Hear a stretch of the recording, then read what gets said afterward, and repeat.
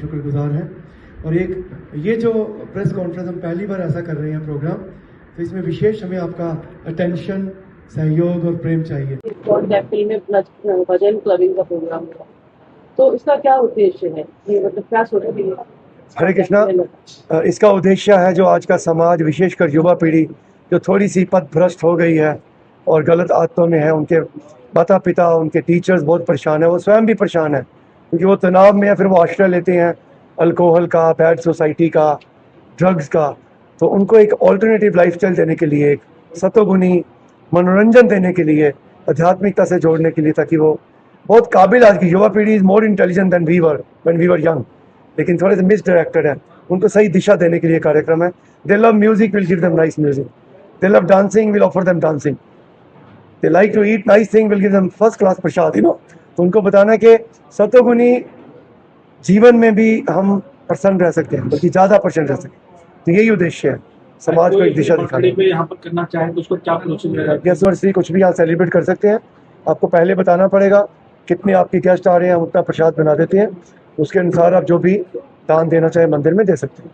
तो हमारे पास प्रोविजन है सेलिब्रेशन। कॉन्सेप्ट का उद्देश्य क्या है? क्योंकि क्लबिंग आमतौर पे देखा जाता है कि पार्टी से रिलेटेड है, यूथ के से रिलेटेड है, और भजन क्लबिंग पहला ये कॉन्सेप्ट है, क्योंकि अब तो बहुत फिट हो गया है और कौन भी इसमें हिस्सा ले रहा है।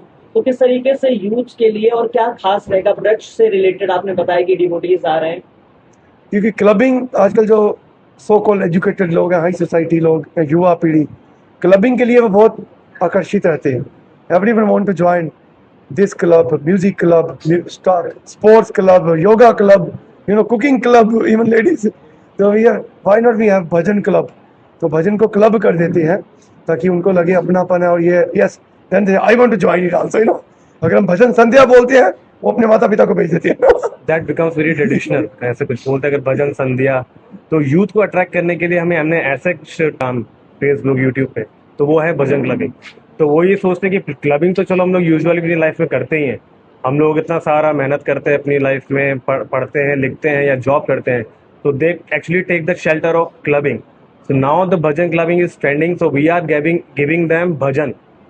So we are clubbing them into the one single umbrella of bhajans। and भजन का असली मतलब क्या है? हरि भजन। तो ये भी हम यहाँ पे इनको प्रस्तुति देंगे। वृंदावन की महिमा, वृंदावन का रस, जो कि हमारा थीम है इस भजन क्लबिंग का, ब्रज रस, सेक्रेड साउंड ऑफ वृंदावन। तो क्या है कि वो लोग इससे अच्छे से कनेक्ट कर पाएंगे, क्योंकि हमारी जो यहाँ पे प्रस्तुति देने के लिए वेस्ट से डिवोटीज आ रहे हैं, यानी कि इन फॉरेन डिवोटीज रहेंगे।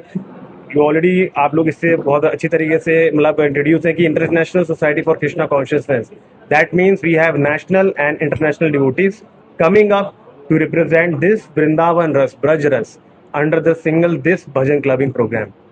सो this is the highlights of the programme and they will definitely enjoy, क्योंकि यूथ बहुत ज़्यादा अट्रैक्ट हो रहे हैं। तो ये साथ ही साथ में उनके जो माता पिता हैं, उनके भाई, उनकी बहन, सब लोग इस पर क्या बोलते हैं पार्टिसिपेट करना चाहते हैं। We are getting very good responses as well. So this is the gathering कितनी होगी लगभग? So we have a gathering more than 600 अभी, मतलब लेकिन हमारे लिमिटेड सीट्स हैं। So हम प्रयास कर रहे हैं कि हम उनको अच्छे तरीके से उनको बिठा के उनको ये एंटरटेनमेंट प्रोवाइड करें।